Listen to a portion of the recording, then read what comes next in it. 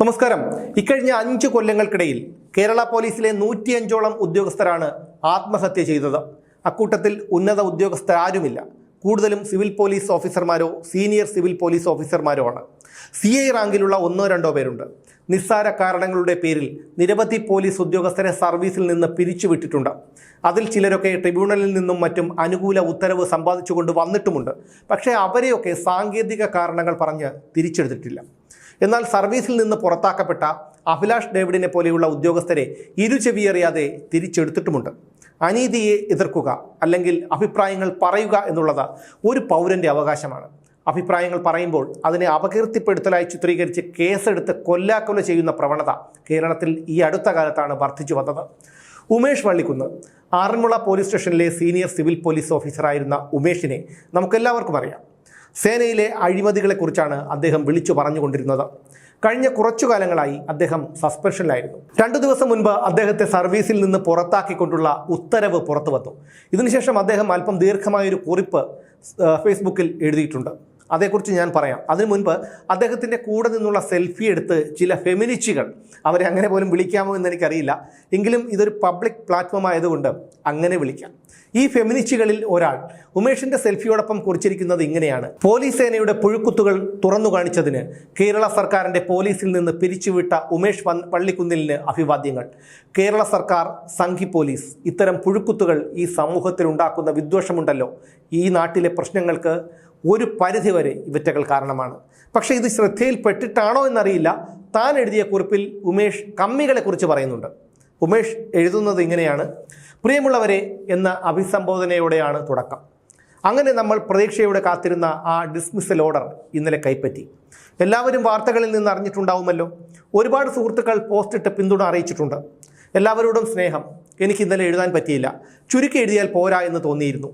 പത്തനംതിട്ട SP-യുടെ പ്രത്യേക ദൂതൻ ഒരു ഫോൺ കോൾ പോലും ചെയ്യാതെ വീട് കണ്ടുപിടിച്ച് കള്ളനെ പിടിക്കാൻ പോകുന്നത് പോലെ വാഹനമൊക്കെ ദൂരെ വെച്ച് പതുങ്ങി വന്ന് ബെല്ലടിക്കുകയായിരുന്നു. കൂടെ GSTയിലെ ഉദ്യോഗസ്ഥനാണെന്ന് പറഞ്ഞ ഒരാളും ഉണ്ടായിരുന്നു. വീട്ടിൽ ഞാൻ ഉണ്ടായിരുന്നില്ല. സ്കൂളിലെ ക്രിസ്മസ് ആഘോഷങ്ങൾ കഴിഞ്ഞു വന്ന് വെളുപ്പിന് 2 മണിയോടെ ഉറങ്ങാൻ കിടന്ന ആതിര ഉണർന്നിരുന്നില്ല. ബെല്ലടി കേട്ട് എണീറ്റ് വാതിൽ തുറന്ന ആതിര എന്നെ കാണാൻ വന്നവരാണെന്ന് പറഞ്ഞവരോട് ഞാൻ പുറത്തു പോയതാണെന്ന് പറഞ്ഞു.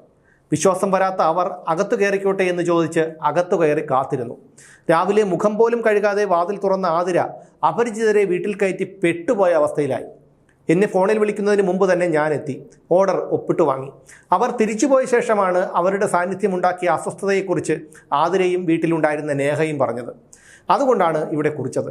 സ്ത്രീകൾ മാത്രമുള്ള പരിചയമില്ലാത്തൊരു വീട്ടിലേക്ക് കയറി ചെല്ലുമ്പോൾ പുരുഷകളായ പോലീസുകാർ മിനിമം മര്യാദ കാണിക്കണമെന്നാണ് ഞാൻ കരുതുന്നത്. ഒരു കോൾ ചെയ്താൽ ഓർഡർ വാങ്ങാതെ മുങ്ങുന്ന പോലീസുകാരനാണ് ഞാനെന്ന് പത്തനംതിട്ട SP-ക്കോ വന്ന പോലീസ് ഓഫീസർക്കോ ചിന്തയുള്ളത് കൊണ്ടാണ് ഈ പെരുമാറ്റമെങ്കിൽ സഹതാപം മാത്രമേ ഉള്ളൂ. ഇനി കാര്യത്തിലേക്ക് കടക്കാം. നമ്മൾ കൊടുത്ത മറുപടി അവർക്ക് തൃപ്തികരമല്ലാത്തതായതിനാൽ പിരിച്ചുവിടുമെന്ന് നമ്മൾ പ്രതീക്ഷിച്ചതു തന്നെയാണ്. അത് സംഭവിച്ചു. ഡിസംബർ 21-നാണ് ഉത്തരവിറക്കിയിരിക്കുന്നത്. ഇന്നലെ മുതൽ ഞാൻ സർവീസിലില്ല. പോലീസുകാരൻ എന്ന തൊഴിലിൽ നിന്ന് പുറത്താക്കപ്പെട്ടിരിക്കുന്നു. അപ്പീൽ, കേസ് എന്നിങ്ങനെ നടപടിക്രമങ്ങൾ കഴിഞ്ഞ് തിരിച്ചു കയറുകയാണെങ്കിൽ മാത്രമേ ഇനി ഞാനൊരു പോലീസുകാരനാവുകയുള്ളൂ. അതുവരെ സ്വാതന്ത്ര്യവും പൗരാവകാശങ്ങളുമുള്ള ഒരു സാധാരണ മനുഷ്യൻ. കേസും വ്യവഹാരങ്ങളും ക്രമത്തിൽ നടന്നുകൊള്ളും. അവസാനത്തെ വീഴ്ച വരെ നമ്മൾ പൊരുതും. 22 വർഷത്തെ പോലീസ് ജീവിതമാണ് അവസാനിച്ചത്. PSC അപേക്ഷ പൂരിപ്പിച്ച് അയച്ച അനിയത്തി ഉമ മുതൽ ഇന്നീ പോസ്റ്റ് വായിക്കുന്നവർ വരെ ആയിരക്കണക്കിന് മനുഷ്യരോട് കടപ്പെട്ടിരിക്കുന്നു. ഈ ഔദ്യോഗിക ജീവിതം, ആ കടപ്പാടിൻ്റെ ഹൃദ്യമായ അനുഭവങ്ങൾ പിന്നീട് ഓരോന്നായി എഴുതാം. എല്ലാവർക്കും ഹൃദയം നിറഞ്ഞ സ്നേഹവും നന്ദിയും അറിയിക്കുന്നു. ഇന്നലത്തെ ദിവസം മനോഹരമാക്കി മാറ്റിത്തന്ന മാധ്യമ സുഹൃത്തുക്കൾക്കും സഹപ്രവർത്തകർക്കും കുടുംബാംഗങ്ങൾക്കും സുഹൃത്തുക്കൾക്കും അപരിചിതരായ മനുഷ്യർക്കും ഹഗ്സ് ആൻഡ് കിസ്സസ്. കൺഗ്രാജുലേഷൻസ് പറഞ്ഞുകൊണ്ട് ബൈറ്റ് എടുക്കാനെത്തിയ കൂട്ടുകാർ, മധുര പലഹാരങ്ങൾ ഓർഡർ ചെയ്ത് വീട്ടിലെത്തിച്ച കൂട്ടുകാരി, പോസ്റ്റ് കൊണ്ടും മെസ്സേജ് കൊണ്ടും വിളികൾ കൊണ്ടും ഒപ്പം നിന്നവർ, പരസ്യമായി പോസ്റ്റ് ഇടാൻ ധൈര്യം കാണിച്ച പോലീസുകാർ, എല്ലാവർക്കും അഭിവാദ്യങ്ങൾ. ജീവിക്കാൻ ഇനി എന്തു ചെയ്യും എന്ന ചോദ്യമുണ്ട്. ജനുവരി മുതൽ മറ്റൊരു തൊഴിൽ മേഖലയിലേക്ക് കടക്കും. കുറച്ച് അടുത്ത സുഹൃത്തുക്കളോട് കടം വാങ്ങിയിട്ടുണ്ട്. അത് കിട്ടില്ലെന്നുള്ള ആശങ്ക അവർക്കില്ല എന്നതാണ് ആശ്വാസവും വിശ്വാസവും. ലോണുകൾക്ക് സാവകാശമെടുക്കും. പെൻഡിംഗ് ഉള്ളത് ബുദ്ധിമുട്ടിക്കാതെ തരാൻ പത്തനംതിട്ട SP മര്യാദ കാണിക്കുമെന്ന് കരുതുന്നു. ഇന്നലെ പിരിച്ചുവിട്ട ഉത്തരവ് വന്നപ്പോൾ മുതൽ ചില സൈബർ സഖാക്കൾ പ്രചരിപ്പിക്കുന്ന വർഗീയ ചാപ്പകുത്ത് ക്യാപ്സൂൾ കണ്ടു. അവർ ചെയ്യുന്നതെന്തെന്ന് അവർ അറിയുന്നില്ല, മറുപടി അർഹിക്കുന്നുമില്ല. 2000-ഓളം വരുന്ന അവരും അവരുടെ തമ്പ്രാക്കളും ഒഴികെ ബാക്കി സഖാക്കൾ ഉൾപ്പെടെ എല്ലാ രാഷ്ട്രീയക്കാരും ഈ പിരിച്ചുവിടലിൻ്റെ രാഷ്ട്രീയവും സ്വഭാവവും മനസ്സിലാക്കിയിട്ടുണ്ട് എന്നത് അഭിമാനമാണ്. എഴുത്തുകാരനാകുക എന്നതായിരുന്നു കുട്ടിക്കാലം മുതൽക്കുള്ള സ്വപ്നം. വഴികൾ മാറി മാറിപ്പോയെങ്കിലും ഒരു ചെറിയ എഴുത്തുകാരനെന്ന് ഐഡൻറ്റിറ്റി മാറുകയും ഇഷ്ടമുള്ള വ്യത്യസ്തമായ തൊഴിലുകൾ ചെയ്യുകയും ആനന്ദത്തോടെ ജീവിക്കുകയും ചെയ്യുക എന്ന ഘട്ടത്തിലേക്കാണ് ജീവിതം ഈ ക്രിസ്മസ് ദിനത്തിൽ എത്തിച്ചേർന്നിരിക്കുന്നത്. സ്വപ്നങ്ങളിലേക്ക് എത്തുന്ന വഴികൾ എത്ര വിചിത്രമാണെന്ന് വിസ്മയിക്കുകയാണ് ഈ നിമിഷം. ഈ നിമിഷത്തിൽ ഒപ്പമുള്ള എല്ലാവർക്കും ഉമ്മകൾ. ഇങ്ങനെ പറഞ്ഞുകൊണ്ടാണ് ഉമേഷ് വള്ളിക്കുന്ന് തൻ്റെ എഴുത്ത് അവസാനിപ്പിച്ചിരിക്കുന്നത്. നമുക്ക് പറയാനുള്ളത് പറയാൻ കഴിയാതിരിക്കുക എന്നുള്ളത് വല്ലാതെ വീർപ്പ് മുട്ടിക്കുന്ന ഒരു കാര്യമാണ്. ആധിപത്യം എവിടെയുമുണ്ട്, രാഷ്ട്രീയത്തിലും പോലീസിലും എന്ന് വേണ്ട എല്ലായിടത്തും. നമ്മൾ വെറും സാധാരണക്കാരാണ്.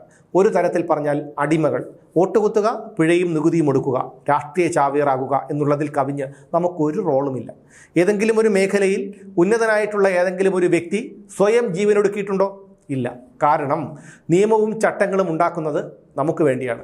അവർക്കെല്ലാത്തിനും അധിക നിയമ പരിരക്ഷയുണ്ടായിരിക്കും. കൂടുതലൊന്നും പറയാനില്ല. സത്യം വിളിച്ചു പറയുന്നവന് നിലനിൽപ്പില്ല എന്ന് മാത്രം പറഞ്ഞുകൊണ്ട് നിർത്തുന്നു. വീണ്ടും കാണുന്നത് വരെ.